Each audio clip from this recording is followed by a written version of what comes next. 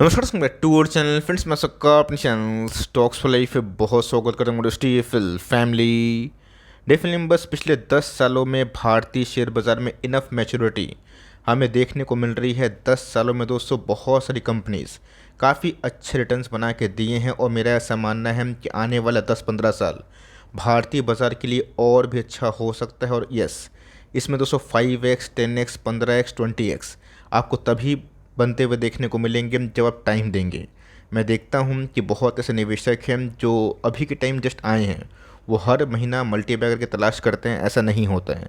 आपको समझना पड़ेगा कि टाइम के अलावा और अच्छी कंपनी के अलावा हमारे पास दूसरा विकल्प नहीं है। बिकॉज सबके पैसे नहीं बनेंगे, बट जिनके बनेंगे उनका दिल भी काफ़ी मजबूत होना चाहिए। और छोटी मोटी करेक्शन से वो पैनिक करने लगे तो लॉन्ग टर्म गेन से दोस्तों हाथ धोना पड़ जाएगा। इसी बीच में वीबीएल की बात की जाए, जिस हिसाब से पैसे बनाए उसमें गैस कुछ सिम्टम्स थे, कुछ लक्षण थे जिसको हमने प्रॉपरली फाइंड आउट किया और बहुत पैसे बने। और मेरा ऐसा मानना है कि वीबीएल के जैसा ही कुछ कंपनी ऐसे भी हैं जिसमें और भी इनॉर्मस अमाउंट ऑफ वेल्थ आने वाले कल में क्रिएट हो सकते हैं। चैनल फर्स्ट टाइम होंगे सब्सक्राइब कर सकते हैं इस तरह की क्वालिटी कंटेंट को सबसे पहले एक्सेस करने के लिए। Now without dealing any for time, let's begin. बात की जाए वीबीएल की, जस्ट उदाहरण है इस कंपनी की बात की जाए, जब ये 16,000 करोड़ के आसपास की मार्केट कैप पे ट्रेड करता था ना, तब से दोस्तों हम लोग इस कंपनी में निवेशित हैं और उसके बाद बहुत पैसे बने। लेकिन दोस्तों पैसे ऐसा नहीं है कि एक महीना में ही 10 गुना हो गया।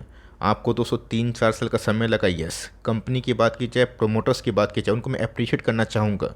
बिकॉज वीबीएल को दोस्तों ने बहुत ही अच्छे से ग्रो अप किया और अभी के टाइम मार्केट कैप कितना है, लगभग 2 लाख करोड़। तो जी हाँ दोस्तों, अगर इतने पैसे कोई कंपनी बनाएगी तो छोटी मोटी करेक्शन होगी। लेकिन यस, बहुत लोग कमेंट बॉक्स में पूछते हैं कि नेक्स्ट वीबीएल कौन बनेगा।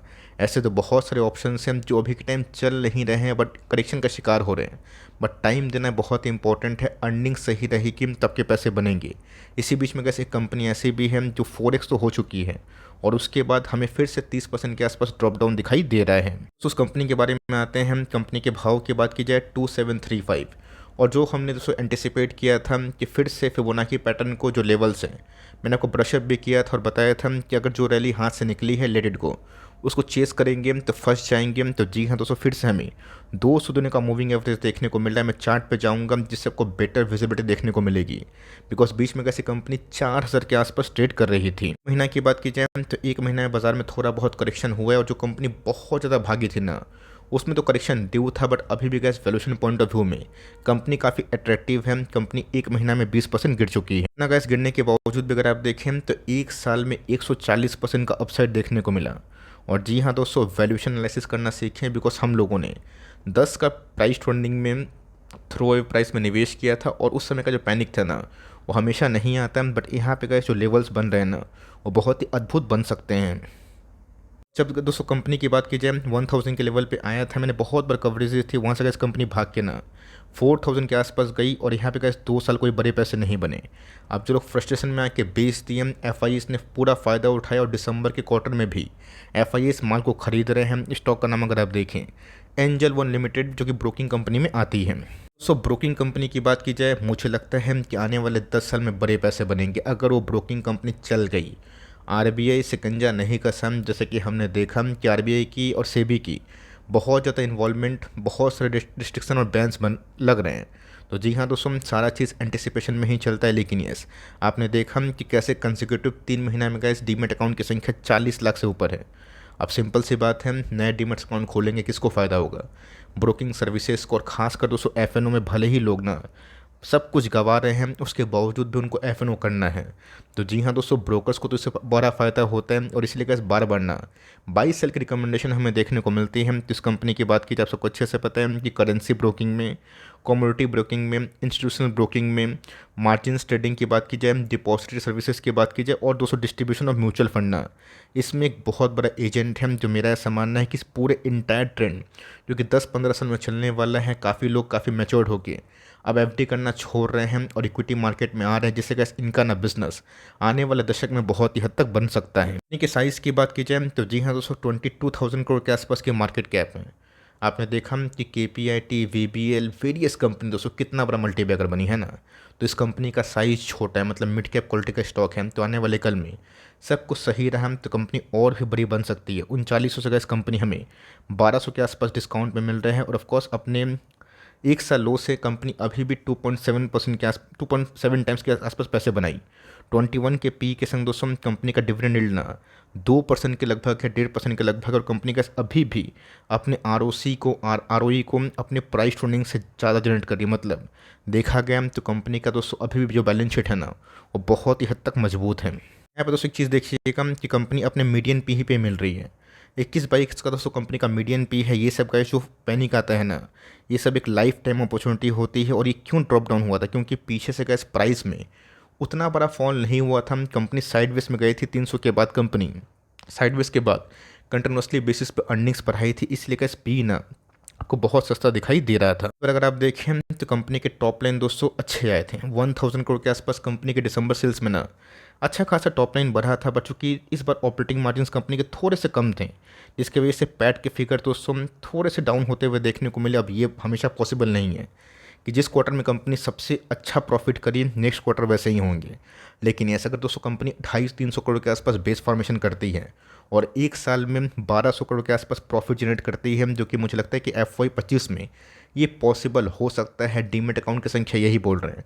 तो उस हिसाब से कैसे इनके प्राइस होल्डिंग मल्टीपल मेरे हिसाब से 15-17 के आसपास आएंगे, जो अभी भी कैसे इस कंपनी में एक लॉन्ग टर्म दाव खेलने का मौका बन सकता है। प्रॉफिट की बात की जाए, सेल्स की बात की जाए तो बहुत ही इनॉर्मलसली वे से ग्रो होते हुए देखने को मिली। और जो कंपनी दोस्तों अपने टॉप लाइन को नहीं बढ़ा पाए, प्रॉफिटेबिलिटी को नहीं बढ़ा पाए, वहाँ पे ना एक रिस्क इवॉल्व होता है। ऐसी बहुत सारी कंपनीज आपने देखा होगा कि जो अभी के टाइम थोड़ा अंडर परफॉर्म कर रही है, लेकिन डिस्पाइट दोस्तों उनके अर्निंग्स बढ़ रहे हैं। वही सब कंपनी को फोकस करिएगा तो अच्छा रहेगा। रही बात इस कंपनी के टॉप लाइन की, मैंने आपको दिखाया पैट के फिगर अगर 3.5x होते हैं तो कंपनी उसमें ना काफ़ी अच्छा प्रदर्शन करती है। कंपनी के पास कितना रिजर्व्स है, तो कंपनी के पास वही 2500 करोड़ के आसपास रिजर्व्स हमें देखने को मिलते हैं। बोरिंग्स की बात की जाए तो 1500 करोड़। तो जी हाँ, तो मार्जिन बेस की बात की जाए कंपनी उसमें ना थोड़ा सा लिवरेज देती है, जिसकी वजह से पिछले कुछ समय से इनकी बोरिंग्स बढ़े हैं। अगर आप इससे ओके हैं तो ठीक है, बट मेरे हिसाब से कैसे कंपनी वेल प्लेस्ड है और वेल रिप्यूटेड ग्रुप में आती है। और मेरा ऐसा मानना है कि एंजल वन दोस्तों अभी भी ना बहुत ही अच्छे वे से ग्रो कर रही है। अब स्टॉक्स बीच में बहुत ही फेमस हुआ था, बट मैं देख रहा हूँ कि ज़ीरोधा, एंजल वन, ये सब गैस इवन ग्रो ऐप भी मार्केट को बहुत ही हद तक ग्रैब करने की कोशिश कर रही है। प्रमोटर होल्डिंग की बात की जाए 38 पॉइंट के आसपास प्रमोटर की होल्डिंग हमें देखने को मिल रही है। और एक चीज़ दोस्तों नोटिस करिएगा, FIs की होल्डिंग ना फिर से बढ़ी है। 16.82 से गए दिसंबर क्वार्टर में FIs ने अपनी होल्डिंग बढ़ाई। और इस स्टॉक में गिरावट हमें देखने को मिल रही है। बिल्कुल पैनिक करने की आवश्यकता नहीं है, बिकॉज ये वही FIs है जिनकी होल्डिंग एक समय बहुत कम थी, मैं दिखाऊंगा। लेकिन STS की होल्डिंग थोड़ी कम हुई है। पब्लिक की होल्डिंग की बात की जाए वही फॉल होते हुए दिखाई दे रही है। में ऐसा था कि FIs की होल्डिंग दोस्तों मात्र 4.5-5% के आसपास थी, आज 19% के आसपास है। रही बात DS की होल्डिंग, वो बेचते हैं खरीदते हैं, बिकॉज बहुत सारे म्यूचुअल फंड ना अपने पोर्टफोलियो में टाइमली प्रॉफिट बुक करना पसंद करते हैं। बहुत सारे पब्लिक को तो गैस इनिशियल पब्लिक ऑफरिंग में ही, IPO में ही स्टॉक मिला। अब जो लोग बेच दिए उनको तो बहुत ही बड़ा झटका लगा, लेकिन जो लोग खरीद के बस बैठे रहे ना, उनका 300 का शेयर तो अभी भी 1200 पॉइंट के आसपास डिक्लाइन होने के बाद 2700 के आसपास चल रहे हैं। तो मुझे पक्का यकीन है कि बहुत लोग शायद इस कंपनी में पैसे बनाए होंगे। अगर बन रहे हैं तो होल्ड करें, बट बाई ऑन डिप्स कहाँ करना है, चलिए उसको डिस्कस करना इंपॉर्टेंट है। तो फिर से कैसे एक बाइंग सपोर्ट हमें देखने को मिल रहा है, जिसको हम लोगों ने एंटिसिपेट भी किया था।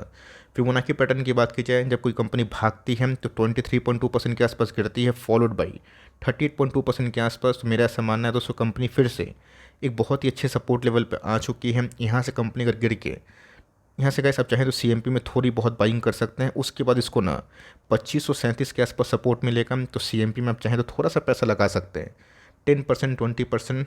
आप चाहें तो थोड़े फॉल में और भी वेट कर सकते हैं। बेस्ट बाइंग लेवल कहाँ आ सकती है उसको गैस चेक करना बहुत ही इंपॉर्टेंट है, बिकॉज वीकनेस तो हमें मिड कैप स्मॉल कैप में दिखाई पड़ रही है। बट जो एक समय तेज़ी आई थी ना, जो फ्रॉड जमा था वो हटते हुए दिखाई दे रहा है। ऐसा मानना है कि क्राइसिस में या फिर वीक ट्रेड में कंपनी को खरीदते हैं तो ही फ़ायदा होगा। अब जो लोग कंपनी को 3,500 के आसपास खरीदें, 3200 के आसपास खरीदें, क्या फ़ायदा हुआ। इसलिए कैसे उन्होंने बताया है कि कोई कंपनी जब इनिशियल बेस फॉर्म होने के बाद भागती है, स्टार्टिंग में निवेश कर गए तो ऑफकोर्स 3-4x आराम से बनते हैं। लेकिन यस, लेट बुल अगर आप हैं, लेट एंट्री आप करते हैं, तो वहाँ पे थोड़ी सी गिरावट हमें देखने को मिलती है। अगर दोस्तों गलती से भी कंपनी को 2500 को छोड़ के 2400 और बेस्ट तो गैस 2200 के आसपास मिल गई, इन केस मैं बता रहा हूँ 500 पॉइंट का ही खेला है। यहाँ पे तो सबको बहुत ही बड़ा फ़ायदा मिलने वाला है, बिकॉज 22 के पी मल्टीपल पे कंपनी अच्छा खासा काम कर रही है। और मेरा ऐसा मानना है कि जिस हिसाब से कंपनी भागी थी ना, ओवरबॉट जोन पे आ चुकी थी, जिसमें करेक्शन टाइमली होना काफ़ी इंपॉर्टेंट था। तो अभी के टाइम गैस कंपनी अच्छा कर रही है अपने फंडामेंटल पॉइंट ऑफ व्यू से। बट कंपनी के लेवल्स मैंने बता दिए, और ये मत सोचिएगा कि अचानक से पैसे बन के फिर से 4x हो जाएंगे। हो सकता है कि कंपनी 2 महीना, 4 महीना, 6 महीना साइडवेज में जाए और लोगों को परेशान करे। बट लॉन्ग टर्म में गैस आपको समझना है कि आपकी कन्विक्शन कैसी है। अगर आपको अच्छा लगता है तो ठीक है, वरना गैस कुछ भी करने से पहले अपने फाइनेंशियल एडवाइजर से सलाह मशवरा लेकर आप काम कर सकते हैं। वीडियो कैसे अच्छी लगी, इन्फॉर्मेटिव लगी, प्लीज़ लाइक करिएगा, और चैनल फर्स्ट टाइम होंगे सब्सक्राइब करके बेल आइकन को प्रेस करना भी ना भूलिएगा। दोस्तों मिलते हैं जल्दी ही, तब तक के लिए bye. Thanks for listening friends, God bless you all.